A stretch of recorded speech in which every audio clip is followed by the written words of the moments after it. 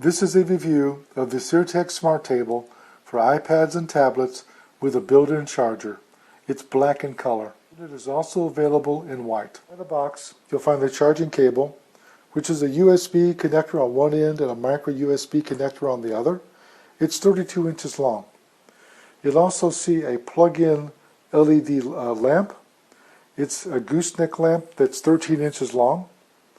You'll see the folding table itself and an instruction manual. Very unique things about this table is it has a built-in power bank.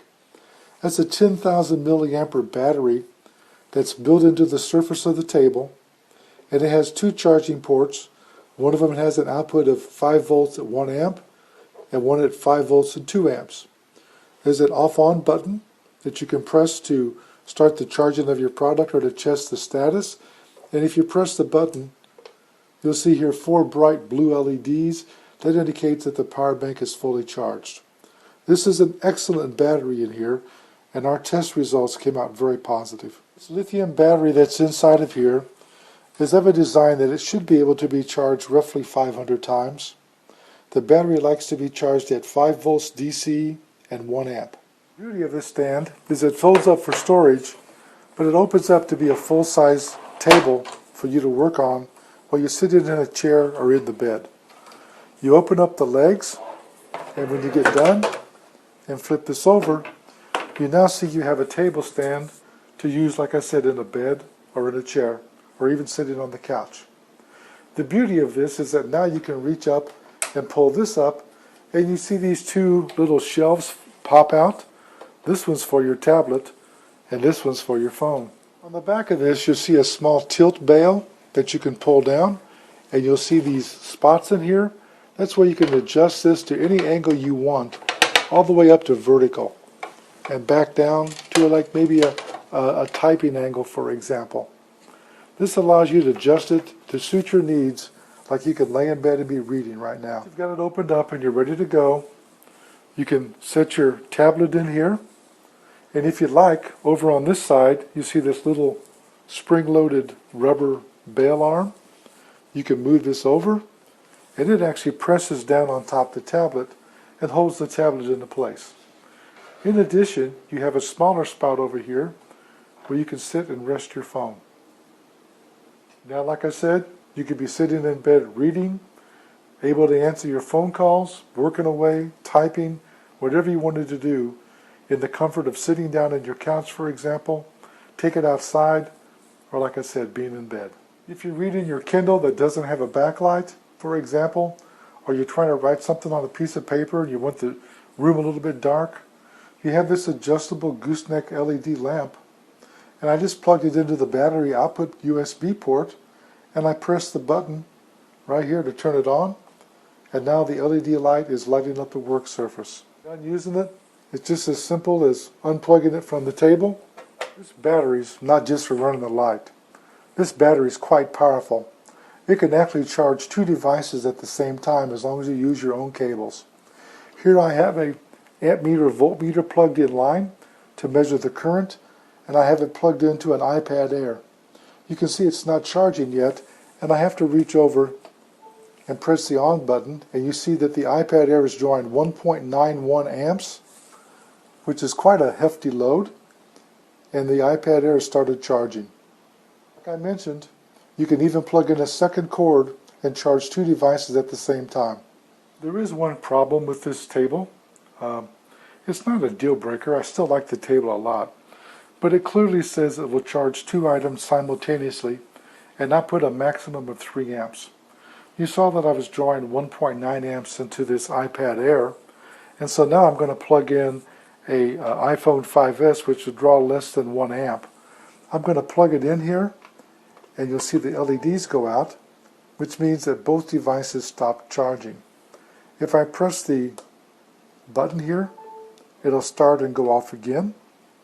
If I unplug the iPhone and start it, the iPad starts charging again at 1.9 amps. So for some reason I'm only able to charge 1 device at a time. I wanted to point out that now I have 2 iPhone 5S's here charging. Both of them are plugged in and both are charging at the same time. The reason why the lights went out, in my opinion, is that the iPad Air was drawing right close to 2 amps, and this is drawing right at 1 amp because it's very, very low. So it's reaching the 3 amp limit, and the battery sensed that and shut off. I want to point out that I plugged in this other phone, which was more fully charged. It was drawing 0.8 amps. I plugged in the iPad, and again the LEDs went out.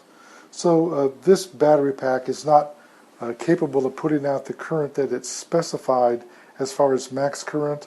If it was rated at 3 amps like it says, it should be charging both of these devices at the present time, because this would be 0.8 and this would be 1.9, which would be 2.7 amps. In order to prove my theory that the current draw is too high, I've taken the iPad Air out of the picture and put in an iPad 2 that's almost fully charged.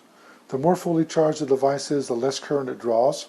And as I press this button, you can see the LEDs come on, and it's charging both the phone and the iPad 2.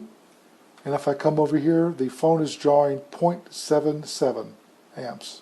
iPad 2 is only drawing 0.61 amps because it's charged at 92%, and it's reduced the current draw required by this because it wants to not overcharge this and overheat it. So it does work when it's drawing like 1 to 2 to 2.5 amps, but when it gets close to that 3 amp value, it's going to shut off. We did extensive tests on this battery, and its performance was extremely good. What we found in our testing is that we charged an iPad 2 from 7% to 100%. We then charged an iPhone 5S from 21% to 90%. As a result of that testing, we were able to get out of the battery pack 7,534.32 milliamperes. If you divide that by the 10,000 milliampere rating of the battery, that's a 75.5% efficiency. That's very good. Typically anything above 70%, in my opinion, is excellent.